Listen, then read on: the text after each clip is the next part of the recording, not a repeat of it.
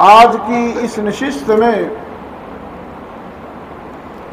अल्लाह के नबी सल्लल्लाहु अलैहि वसल्लम के वो सहाबा, वो जमात जिन्होंने आपके कारनामों को जमा किया,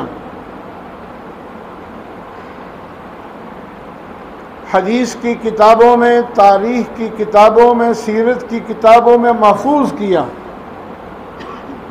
उस ग्रोह का नाम सहाबा इकराम है। और सहाबा इकराम में से एक अजीम सहाबी जिनको उमर फ़ारूक रज़ी अल्लाह ताला अन्हो कहा जाता है और इस्लाम की तारीख़ में उनको फ़ारूक आज़म भी कहा जाता है, आज उनका तज़किरा होगा और इंशाअल्लाह आइंदा कई जुमेरात जो है उनका वो ज़िक्र खैर होगा। सारे हज़रात करीब करीब हो जाएं, ज़रा सारे हज़रात में करीब हो जाएं।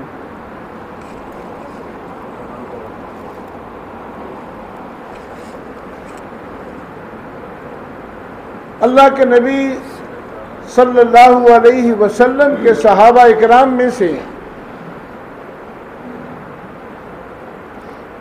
दूसरा नंबर जो है मकाम और मर्तबे के लिहाज से उमर फ़ारूक रज़ी अल्लाह ताला अन्हु का है।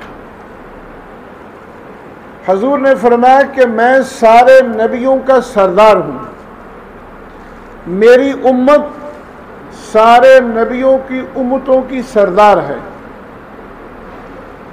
मेरे सहाबा सारे नबियों के सहाबा के सरदार हैं और हजूर के सहाबा में सबसे ज़्यादा मर्तबा और मुकाम अबू बकर सदीक रज़ी अल्लाह ताला अन्हु का है। उनके बाद मर्तबा और मुकाम के लिहाज से उमर फ़ारूक रज़ी अल्लाह ताला अन्हु हैं, लेकिन दीन और इस्लाम की खिदमत के लिहाज से उमर फ़ारूक का पहला नंबर है।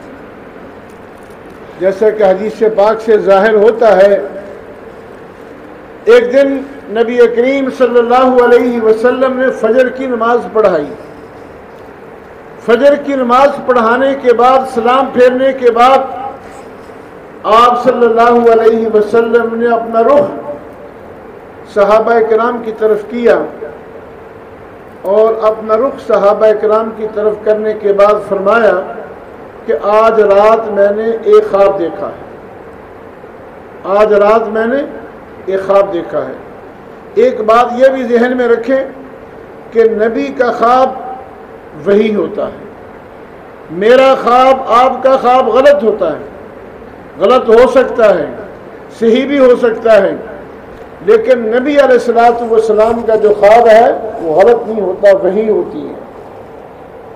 जैसे जागते में जिब्राईल वही लेके आते हैं, ऐसे ही हजूर के ख्वाब की हसीयत बिल्कुल वही की तरह है। मैं सो जाऊं, आप सो जाएं तो हमारा वजू टूट जाता है, अल्लाह के नबी सो जाएं तो उनका वजू नहीं टूटता, इसलिए कि नबी अलैहिस्सलातु वस्सलाम की आंखें आराम करती हैं, दिल जाग रहा होता है। तो हजूर ने फरमाया कि मैंने रात को ख्वाब देखा। अर्ज़ किया, या रसूल अल्लाह ख्वाब बता दीजिए, आपने क्या ख्वाब देखा? फरमाया कि मैंने ख्वाब देखा कि एक बहुत बड़ा खेत है जिसमें बाग लगा हुआ है, फलों के बाग हैं, खेती है, सब्जियां हैं, मुख्तलिफ किस्म के पौधे लगे हुए हैं। उस खेत को पानी की ज़रूरत है, वो खेत पानी मांग रहा है। इतने में मैंने देखा कि हज़रत अबू बकर सदीक आए और वो कुएं से पानी के डोल निकाल के उस खेत को पानी देने लगे। फरमाया कि वो डोल बड़ा था। हज़रत अबू बकर सदीक थोड़े कमज़ोर थे, वो पानी का डोल निकालने में उनको दिक्कत महसूस हो रही थी। अपनी हिम्मत के मुताबिक उन्होंने पानी निकाला, उस खेत को पानी दिया, लेकिन सैराब न कर सके। इतने में फरमाया कि उमर फारूक आ गए। उमर फारूक रजी अल्लाह ताला अन्हु ने आकर उस कुएं से बड़ी तेजी से पानी निकालना शुरू किया। उनको कोई दिक्कत दुश्वारी महसूस नहीं हो रही थी पानी निकालने में, और बड़ी तेजी से पानी निकाल के उस खेत को सैराब कर रहे थे। फरमाया कि उस खेत को बिल्कुल आपने पानी से सैराब कर दिया। पानी जो है वो खेत की मंडेरों से ऊपर छलकने लगा, खेत के किनारों तक पानी पहुंचा दिया। फरमाया कि फिर मेरी आंख खुल गई, फिर मेरी आंख खुल गई।